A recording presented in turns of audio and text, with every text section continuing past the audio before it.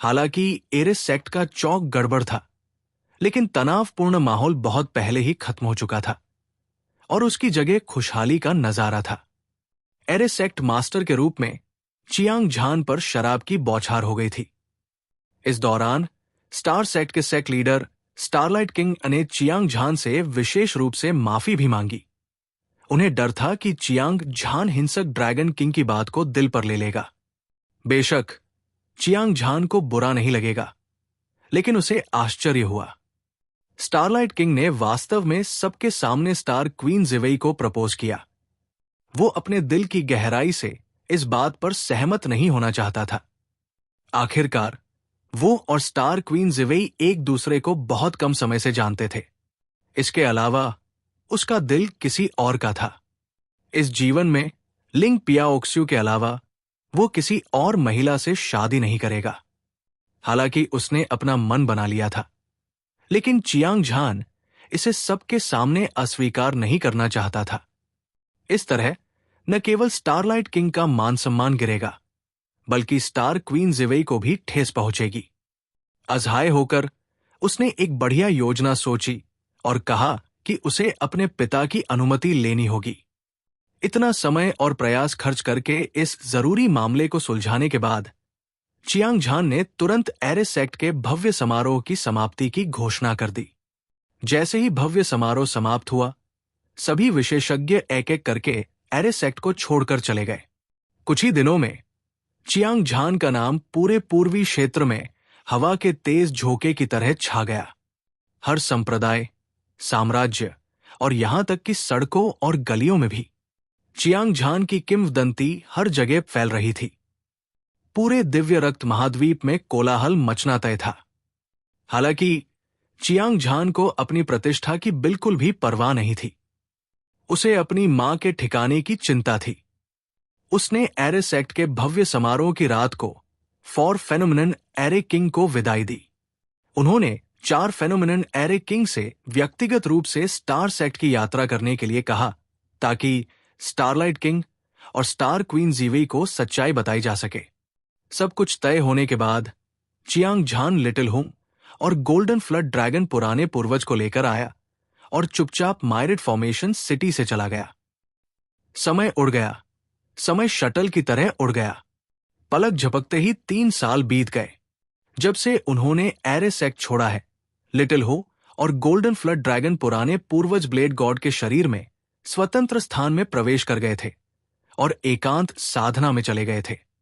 इन 2 तानाशाह जानवरों में से एक को 9 सिर वाले फ्लड ड्रैगन की जन्मजात क्षमता के जागरण की आवश्यकता थी, जबकि दूसरा चियांग झान के लिए बोझ बनने से डरता था।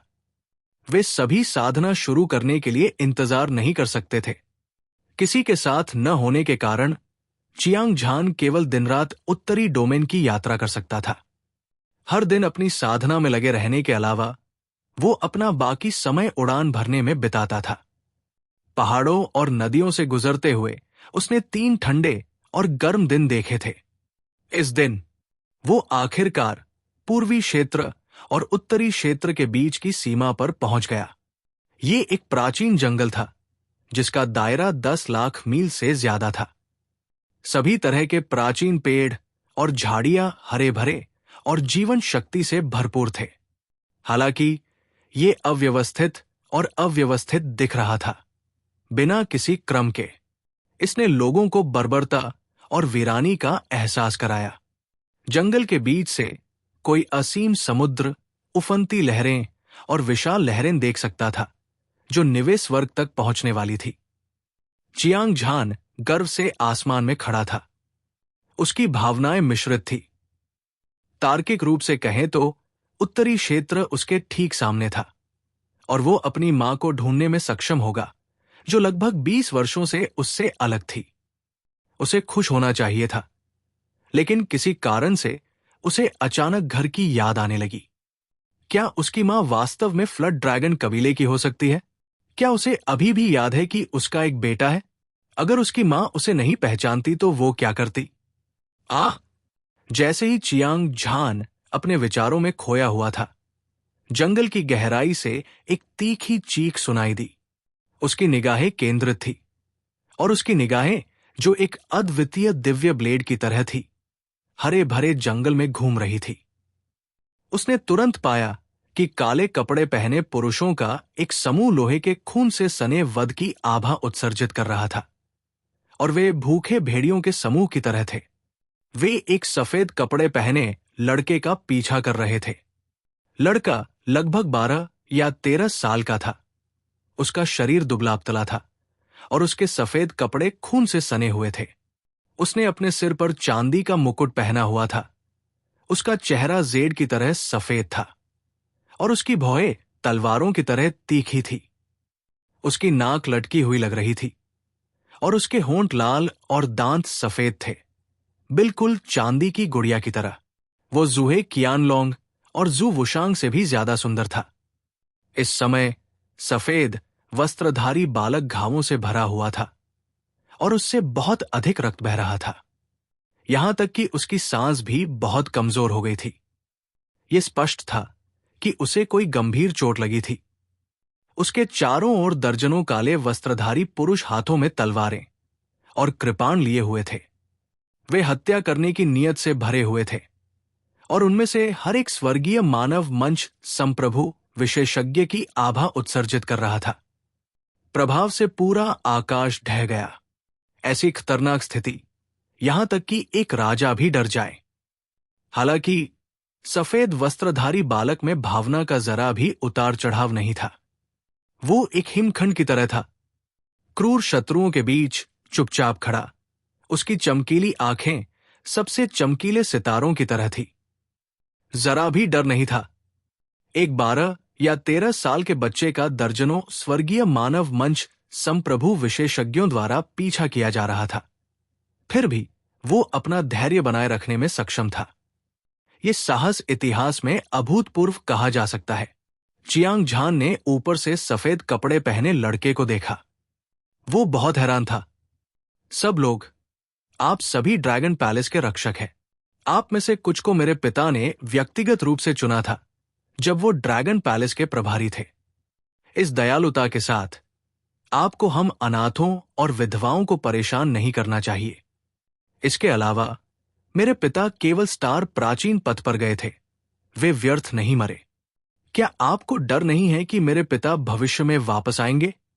सफेद कपड़े पहने लड़के ने अपने आसपास काले कपड़े पहने लोगों पर अपनी नजरें घुमाई। उसकी युवा और कोमल आवाज गुस्से से भरी हुई थी। महाराज फूतुजी, हम भी आदेशों का पालन कर रहे हैं।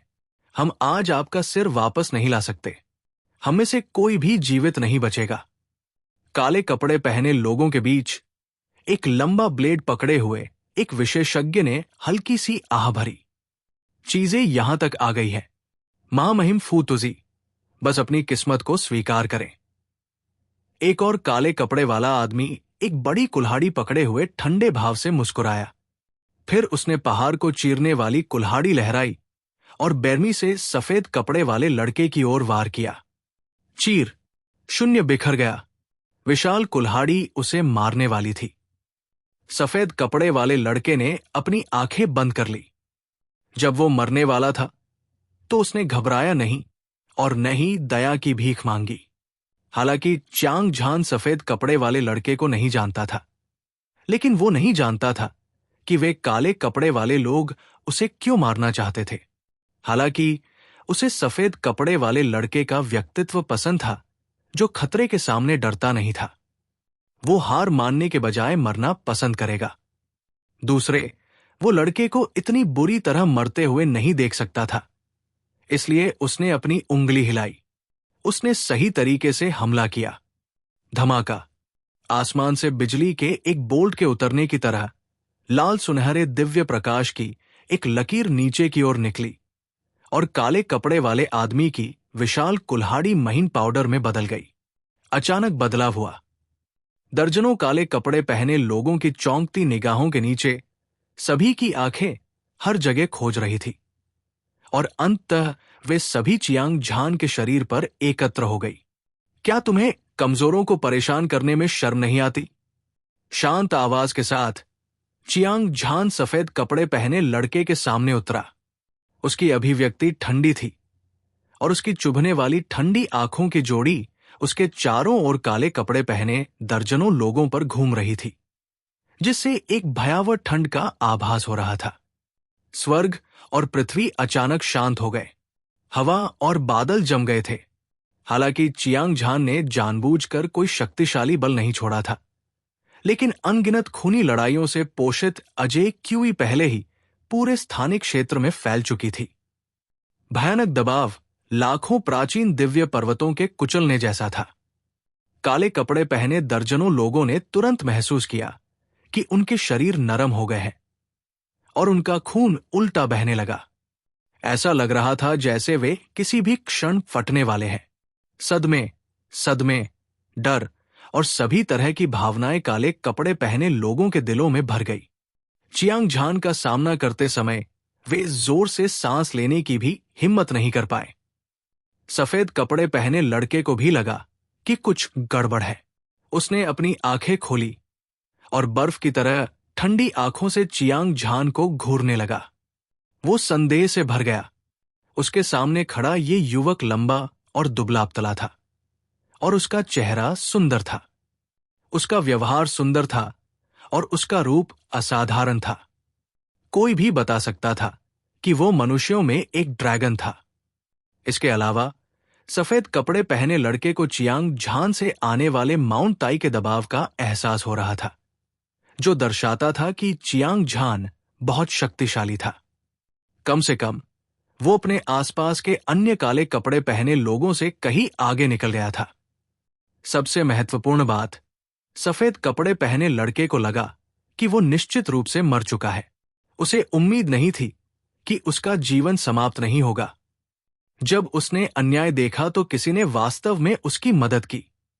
इससे वो बहुत उत्साहित हो गया। धन्यवाद बड़े भाई, मेरी जान बचाने के लिए। जब वो सोच रहा था तो सफेद कपड़े पहने युवक ने चियांग झान की ओर अपनी मुट्ठियां बांध ली। झुककर कृतज्ञता भरे भाव से कहा, आपका स्वागत है। मैं आपको इतनी कम उम्र में दुर्भाग्य से पीड़ित होते हुए नहीं देख सकता। चियांग झान ने हल्की मुस्कान के साथ कहा। सफेद कपड़े वाले लड़के को बचाना उसके लिए बहुत आसान था, इसलिए वो स्वाभाविक रूप से इसे दिल पर नहीं लेगा। आप कौन हैं? फ्लड ड्रैगन कबीले के मामलों में हस्तक्षेप करने की आपकी हिम्मत कैसे हुई? क्या आपको खुद के मारे जाने का डर नहीं है? कुछ देर की चुप्पी के बाद सफेद कपड़े वाले लड़के को मारने वाले काले कपड़े वाले व्यक्ति ने ठंडी दहाड़ लगाई।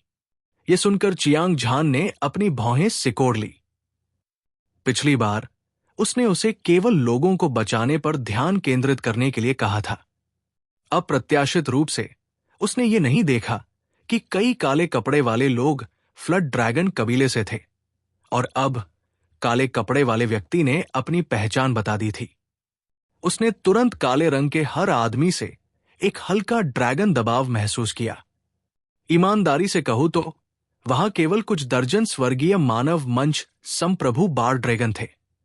चियांग झान की नजर में वे चींटियों से ज्यादा कुछ नहीं थे जिन्हें एक पल में मारा जा सकता था।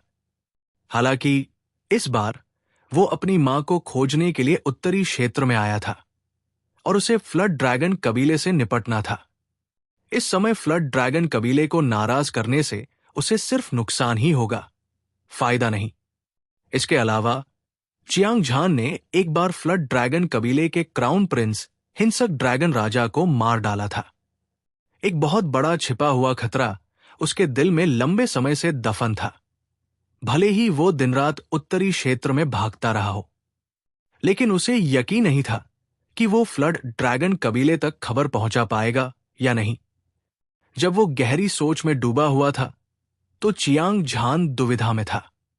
वो चीजों को जटिल नहीं बनाना चाहता था, लेकिन चूंकि वो पहले ही अपना कदम उठा चुका था, इसलिए वो सफेद कपड़े वाले लड़के को मरते हुए नहीं देख सकता था। आखिरकार ये एक नई जिंदगी थी। चियांग झान को चुप देखकर काले कपड़े वाला आदमी जो अभी अभी बोला था अचानक घमंडी हो गया। उसकी भौहें ठंडी हो गई और दो क्रूर आंखें चियांग झान को घूरने लगी। उसने उग्रता से कहा, उत्तरी क्षेत्र बार ड्रैगन कबीले का क्षेत्र है। यदि तुम मरना नहीं चाहते तो अभी यहां से चले जाओ।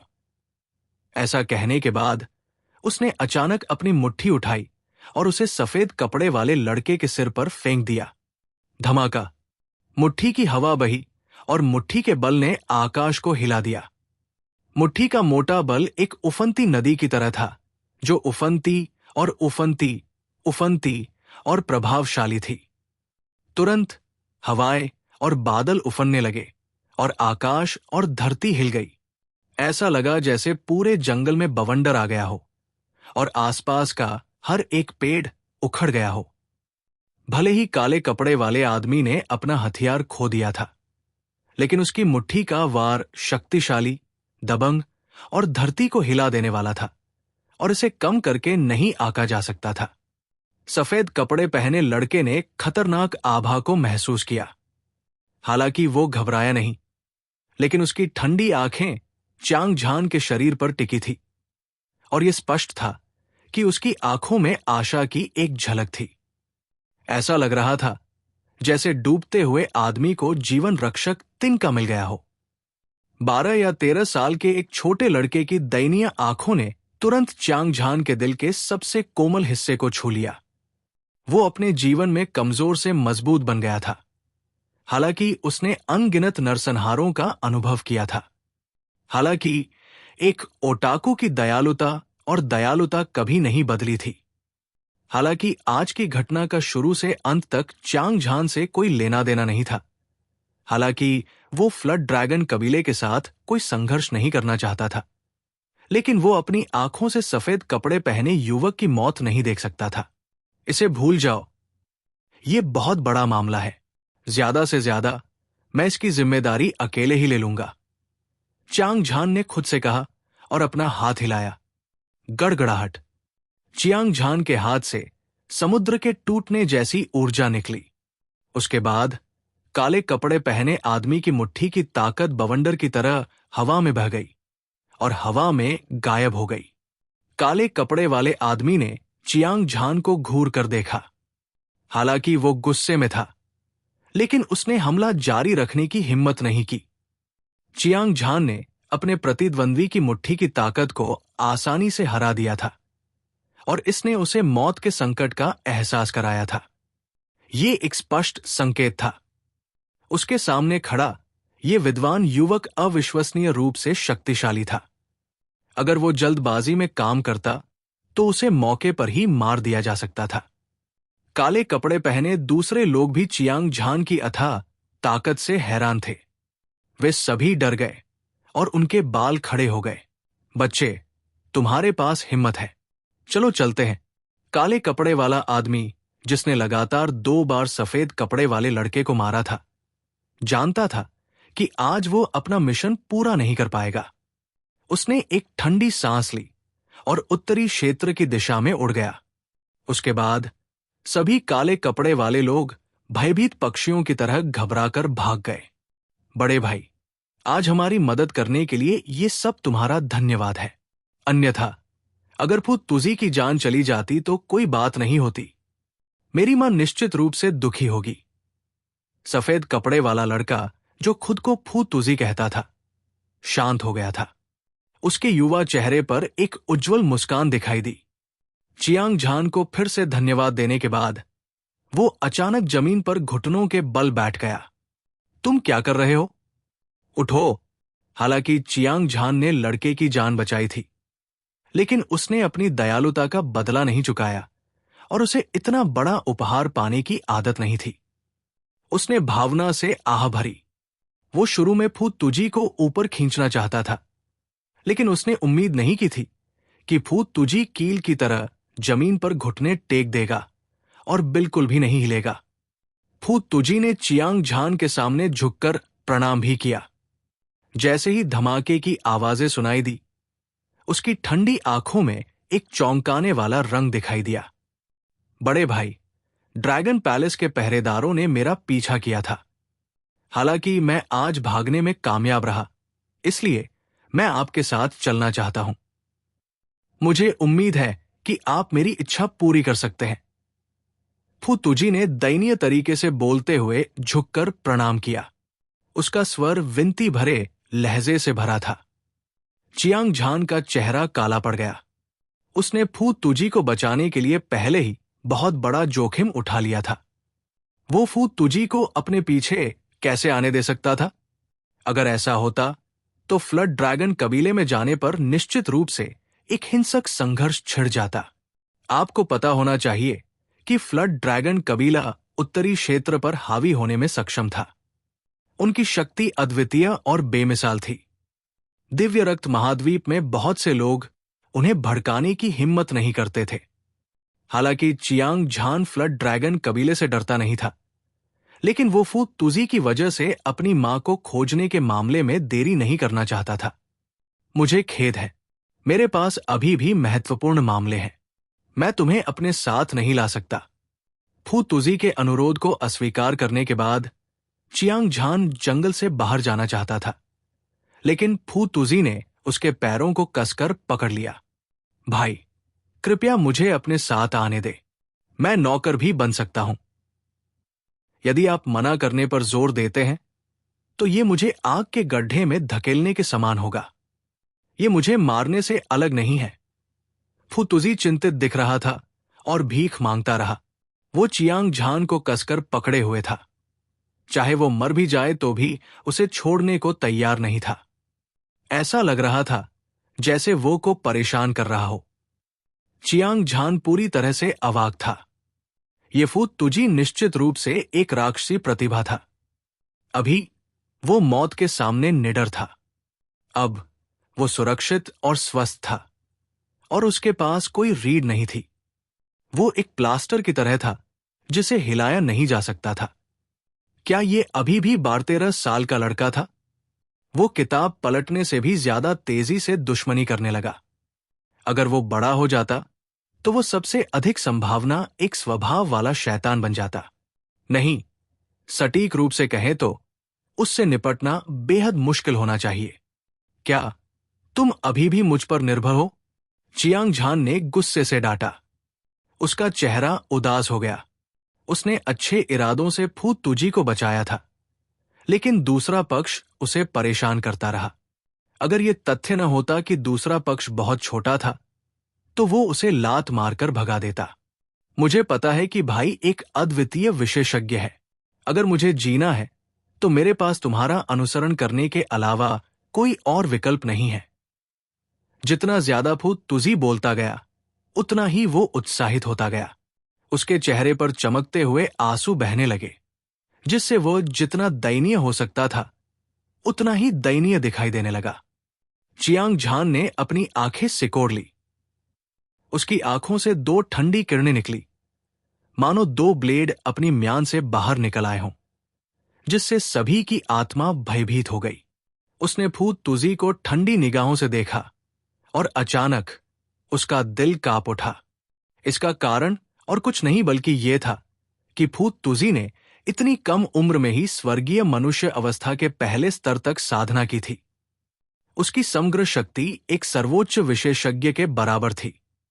न केवल उसका दिमाग असाधारण था, बल्कि वो एक सर्वोच्च विशेषज्ञ भी था, और वो शारीरिक रूप से मार्शल आर्ट का एक्लाक में एक प्रतिभाशाली व्यक्ति है।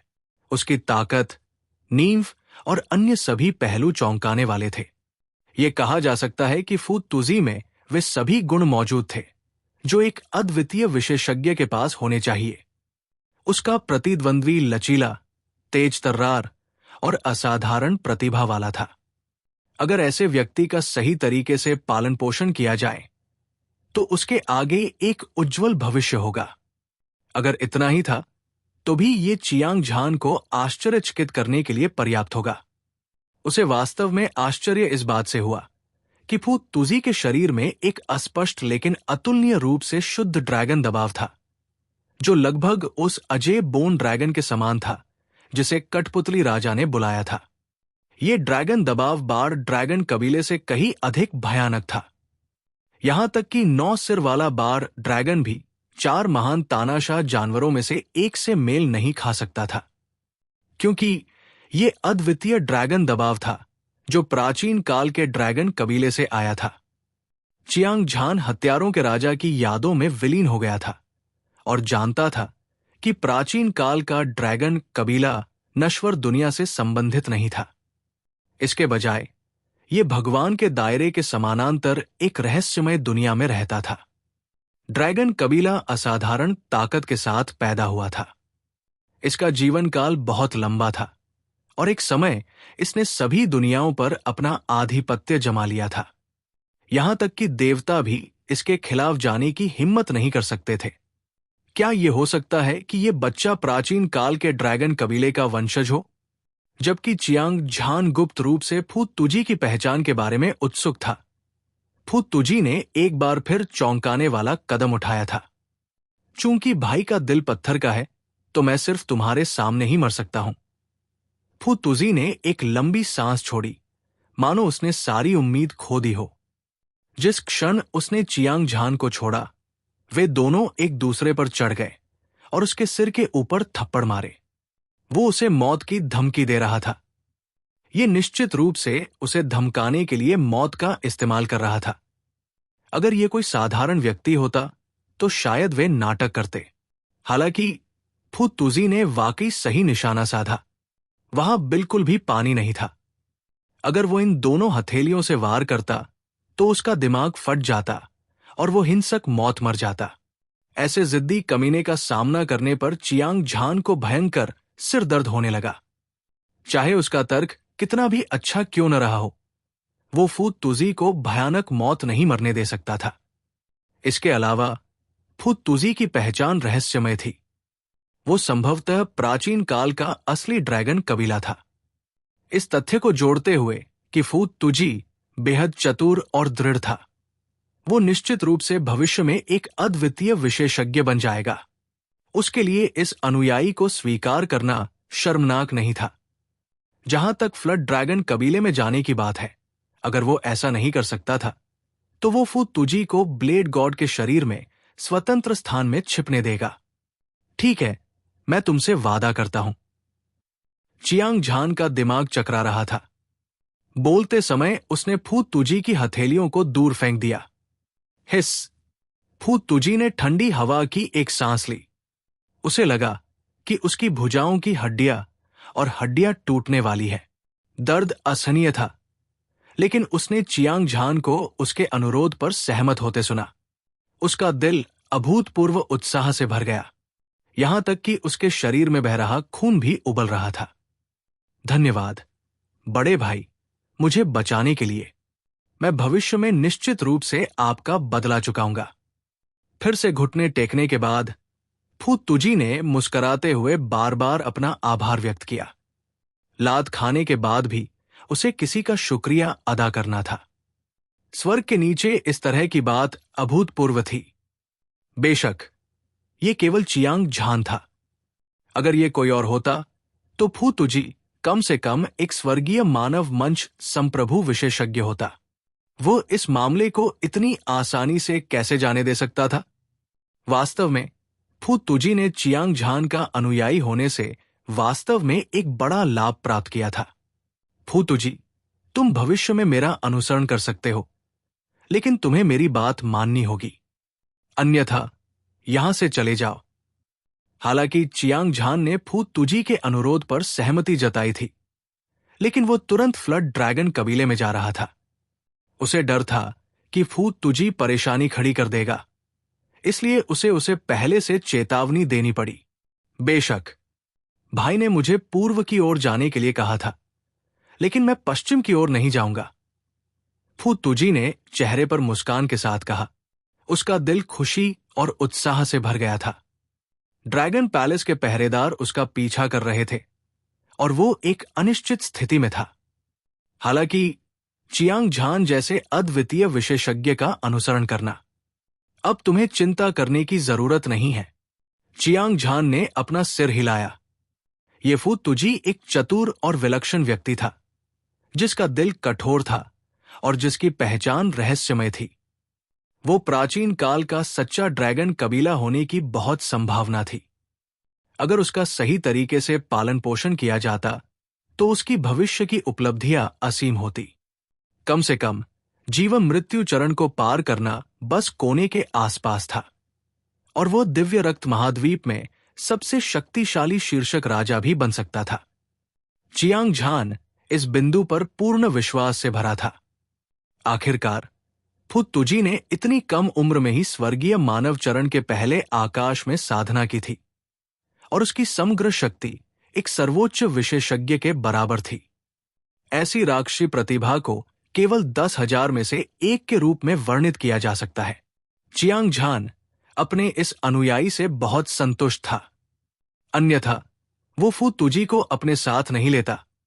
बड़े भाई, आपको पहले आराम करना चाहिए। मैं जाकर कुछ साधना संसाधन ढूंढूंगा। लानत है, थंडर ड्रैगन किंग वास्तव में एक कमीना है। उसने मुझे कैद करने की हिम्मत कैसे की? एक दिन मैं उसके ड्रैगन टेंडन को बाहर निकाल दूंगा और ड्रैगन की खाल को छील दूंगा, जिससे मुझे डर लगता है। उत्साह के एक पल के बाद फु तुजी ने चियांग झान को देखा और मुस्कुराया। उसकी आंखें, जो बर्फ की तरह ठंडी थी, एक गहरी नफरत प्रकट कर रही थी। चियांग झान का दिल संदेह से भर गया था। फु तुजी फ्लड ड्रैगन कबीले का राजकुमार लग रहा था। तार्किक रूप से कहें तो उसकी स्थिति कुलीन थी और उसे ईशनिंदा नहीं करनी चाहिए थी। हालांकि उसे फ्लड ड्रैगन कबीले के विशेषज्ञों द्वारा शिकार बनाया जा रहा था। इसमें कुछ अजीब बात होनी चाहिए। इसके अलावा फु तुजी खेती के संसाधनों की तलाश कर रहा था। ये और भी अधिक समझ से परे था। आपको पता होना चाहिए कि फ्लड ड्रैगन कबीला उत्तरी क्षेत्र का अधिपति था और उसके पास एक मजबूत आधार था जो दुनिया में बेजोड़ था। इतनी बड़ी शक्ति के पास खेती के संसाधनों की कमी कैसे हो सकती है? चियांग झान को सबसे ज्यादा हैरानी इस बात से हुई कि फु तुजी ने थंडर ड्रैगन किंग को डांटा था और कहा था कि वह कैद है। सभी सुरागों से यह बताना मुश्किल नहीं था कि उसे थंडर ड्रैगन किंग से गहरी दुश्मनी थी। अगर यह अतीत में होता तो चियांग झान को पता नहीं होता कि थंडर ड्रैगन किंग कौन था। हालांकि फॉर फेनोमेनन एरे किंग को जानने के बाद उसने उससे सीखा कि दिव्य रक्त महाद्वीप में अभी भी 100 सम्मानित राजा थे। 10 महान पौराणिक राजाओं में से प्रत्येक दुनिया में एक अद्वितीय विशेषज्ञ था।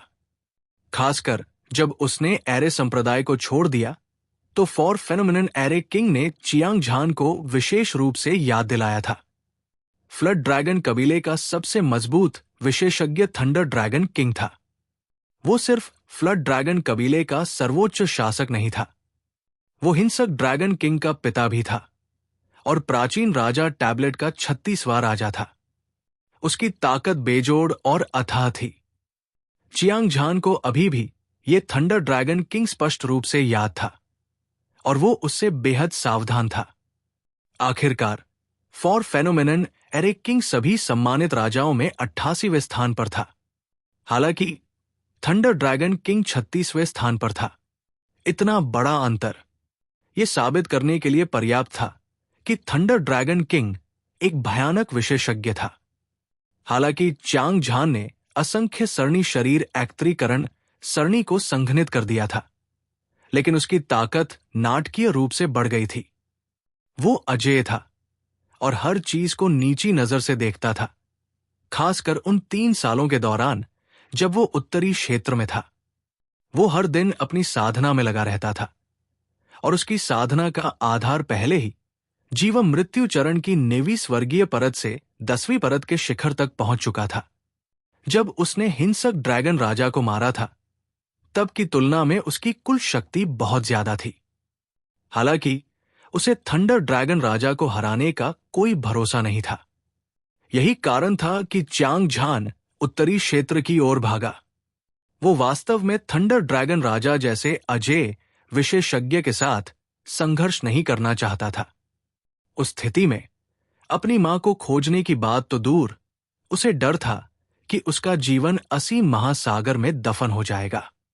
यहां तक कि चियांग झान भी थंडर ड्रैगन राजा से डरता था।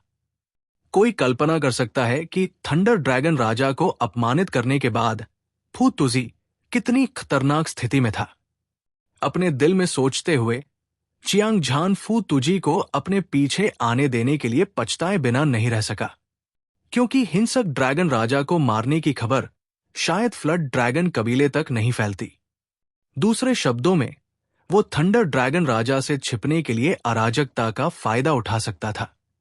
लेकिन अब उसे नाराज करना ही था, क्योंकि एक महत्वहीन व्यक्ति ने एक ऐसे दुश्मन को नाराज किया था जो उससे भी ज्यादा शक्तिशाली था। अगर कोई और होता तो वे फू तुजी को फेंक देते और शायद फू तुजी को थंडर ड्रैगन राजा को सौंप देते। वे इस मौके का इस्तेमाल दूसरे पक्ष का पक्ष लेने के लिए करते। हालांकि पछतावे का विचार चियांग झान के दिमाग में कौंध गया। वो एक ईमानदार और निष्ठावान व्यक्ति था। वो फू तुजी को सिर्फ इसलिए कैसे छोड़ सकता था क्योंकि वह एक मजबूत दुश्मन से डरता था। ये उसकी शैली नहीं थी।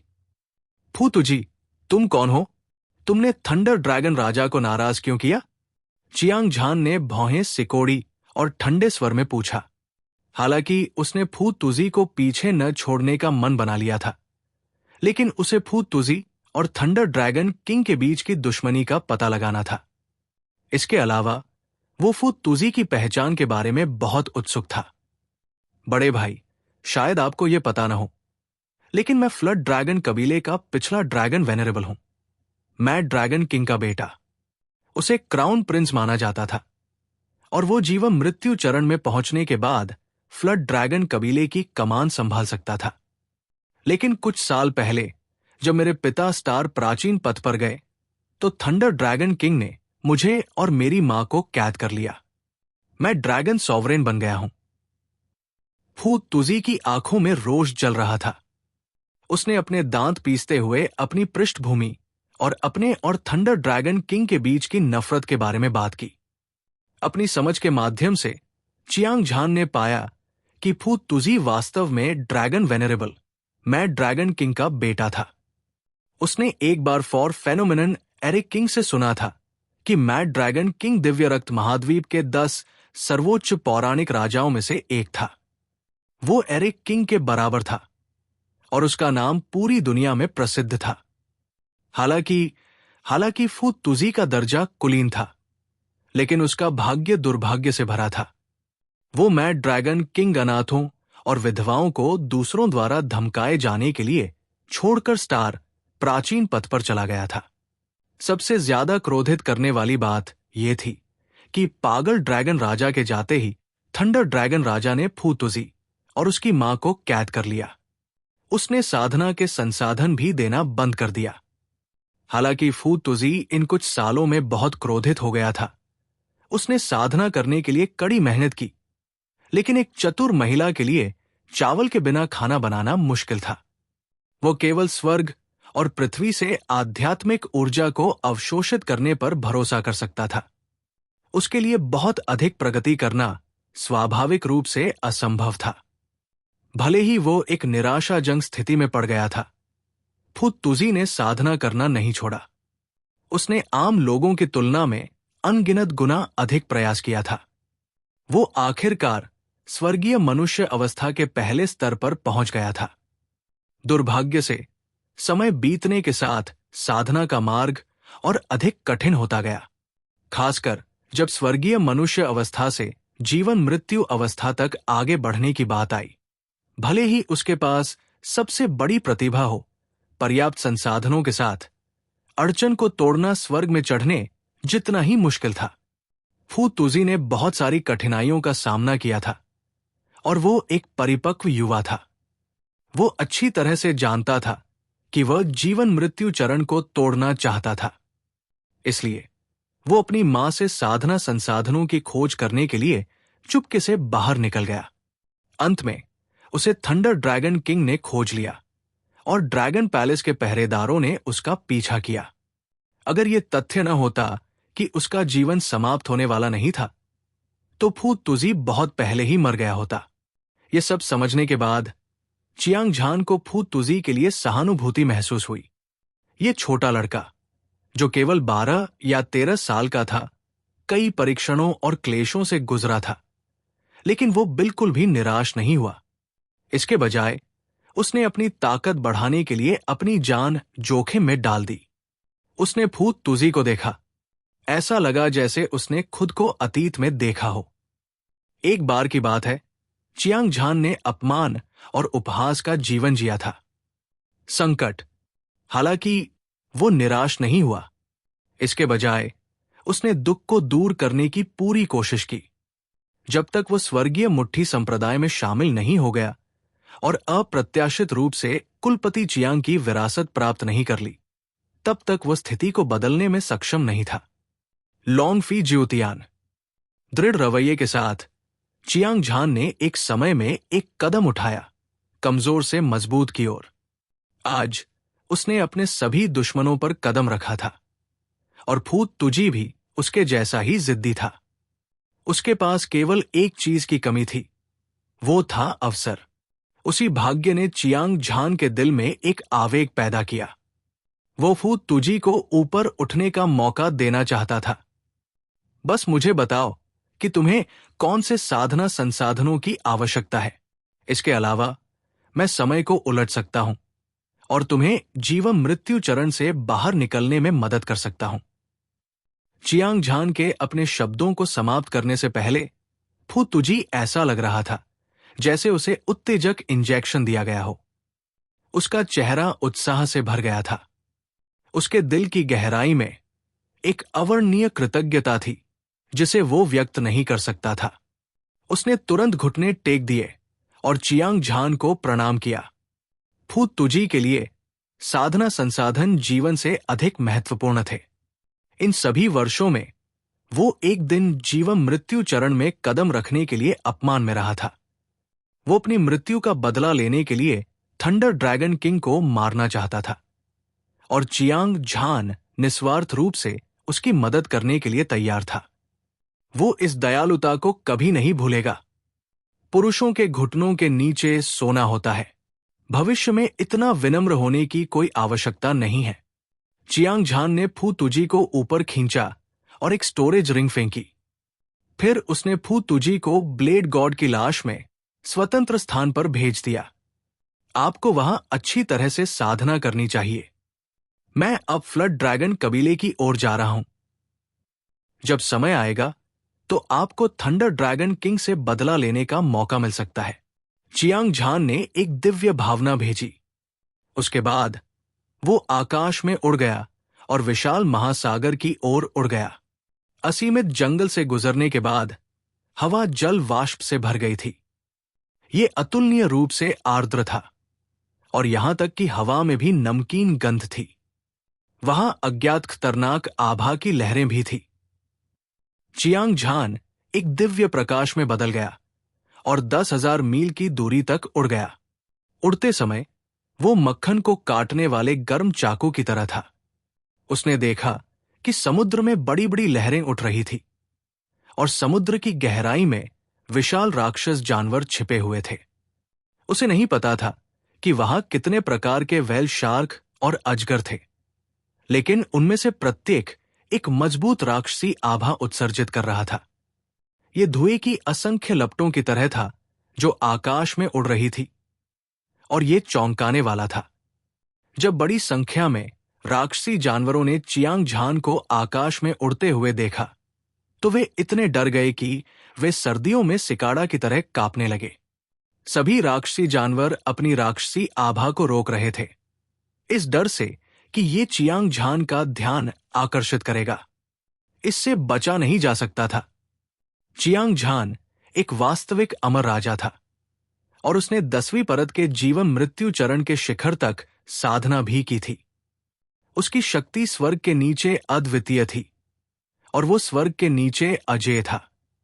एक राक्षसी जानवर की तो बात ही छोड़िए, जो मानव रूप में रूपांतरित नहीं हो सकता था। यहां तक कि राजा स्तर के जानवर राजा जो हवा को बुला सकते थे और बारिश को बुला सकते थे, वे भी उससे लड़ने की हिम्मत नहीं कर सकते थे। खतरनाक और अप्रत्याशित महासागर एक चौड़ी सड़क की तरह था। चियांग झान ऐसा था मानो वो किसी ऐसी जगह पर आ गया हो जहां कोई नहीं था। वो स्वतंत्र रूप से घूमता था और बिजली की तरह तेज था। दुर्भाग्य से वो पूरे दिन और रात उड़ता रहा। वो अभी भी उथले समुद्र में ही था, जो अकल्पनीय रूप से विशाल था। ऐसा लग रहा था जैसे इसका कोई अंत नहीं था। उत्तरी क्षेत्र में कोई भूमि नहीं थी। करोड़ों मील तक फैले समुद्र में हर जगह उभरे हुए द्वीप थे। इनमें से कुछ द्वीप उत्तरी सागर क्षेत्र से भी बड़े थे। उनमें कई राक्षसी पशु शक्तियां भी थी, लेकिन उनमें से अधिकांश मनुष्य में बदल गई थी। वे कुछ मार्शल संप्रदायों से अलग नहीं दिखते थे। हजारों राक्षसी पशु शक्तियां आकाश में तारों की तरह थी और वे सभी द्वीपों पर बिखरी हुई थी। ये एक राक्षसी पशु दुनिया की तरह था। चियांग झान की आंखें चौड़ी हो गई। जैसे जैसे वो उड़ रहा था, उसने समुद्र के दृश्यों की प्रशंसा की जो उसने पहले कभी नहीं देखा था। जैसे जैसे समय बीतता गया, उसने वास्तव में महसूस किया कि कुछ शक्तिशाली राक्षसी पशु शक्तियों में एक आत्मा को झकझोर देने वाली आभा थी। इसमें कोई संदेह नहीं है कि ये एक जीवन मृत्यु अवस्था वाले पशु राजा की आभा थी। हालांकि चियांग झान को इसकी बिल्कुल भी परवाह नहीं थी। वो 10 दिनों तक उड़ता रहा और आखिरकार गहरे समुद्र में पहुंच गया। हालांकि यहां अंतहीन द्वीप थे, लेकिन उसे अब कोई राक्षसी जानवर दिखाई नहीं दे रहा था। इस समय आधी रात हो चुकी थी। चमकीला चांद आसमान में ऊंचा लटका हुआ था और समुद्र की सतह पर चमकती चांदनी चमक रही थी, मानो वो पारदर्शी धुंध की एक परत से ढकी हुई हो। आसमान में चियांग झान ने ऊपर से नीचे देखा, समुद्र को देखा। चमकते हुए समुद्र के पानी के बीच उसने एक महल देखा जो क्रिस्टल से बना हुआ लग रहा था। महल के निरंतर उत्थान और पतन ने एक शानदार शहर का निर्माण किया। हर महल एक क्रिस्टल स्पष्ट चमक के साथ चमक रहा था, जो आकाश में चमकते चांद से भी अधिक चमकदार था। सम्राट ग्रेट ट्रेजर आर्टिफैक्ट से संबंधित अद्वितीय दबाव की लहरें आकाश को ढक रही थी। यहां तक कि चियांग झान जैसे मजबूत व्यक्ति को भी घुटन महसूस हुई। महलों की परतों के चारों ओर विशेषज्ञों के समूह आगे पीछे गश्त कर रहे थे। उनमें से प्रत्येक बार ड्रैगन कबीले की ड्रैगन शक्ति का उत्सर्जन कर रहा था। जब वे एक साथ विलीन हो गए तो इसने स्वर्ग और पृथ्वी को हिला दिया और अतुलनीय रूप से विशाल था। बिना किसी अपवाद के सभी बाढ़ ड्रैगन गार्ड स्वर्गीय मानव चरण संप्रभु विशेषज्ञ थे। कुछ प्रमुख विशेषज्ञों ने तो जीवन मृत्यु चरण में आधा कदम भी रखा था। उनकी ताकत इतनी शक्तिशाली थी कि इससे किसी का भी दिल धड़क उठता था। जब चियांग झान ने यह दृश्य देखा तो उसे तुरंत पता चल गया कि यह शहर सम्राट ग्रेट ट्रेजर आर्टिफैक्ट पैलेस द्वारा बनाया गया था। यह फ्लड ड्रैगन कबीले का मुख्यालय था, ड्रैगन पैलेस।